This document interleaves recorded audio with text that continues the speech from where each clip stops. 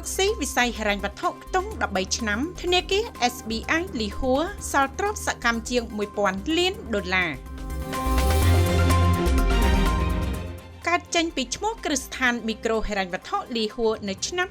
2012រួចប្រែក្លាយខ្លួនទៅជាធនាគារពាណេះក្រោយពីទទួលបានអាជ្ញាប័ណ្ណប្រតិបត្តិការធនាគារពីធនាគារជាតិនៃកម្ពុជានៅថ្ងៃទី23ខែមីនាឆ្នាំ2020ដោយមានការចូលរួមវិនិយោគពីដៃគូយុទ្ធសាស្ត្ររវាងលោកអ្នកអង្គការលីហួរនិងក្រុមហ៊ុនជប៉ុនដ៏ធំមួយដែលហៅកាត់ថា SBI Holding Inc. បច្ចុប្បន្ននេះធនាគារ SBI លីហួរមានបណ្ដាញសាខាប្រតិបត្តិការទូទាំង25ខេត្តនិងរាជធានីក្នុងប្រទេសកម្ពុជាដែលមានទ្រព្យសកម្មជាង$1000 លាន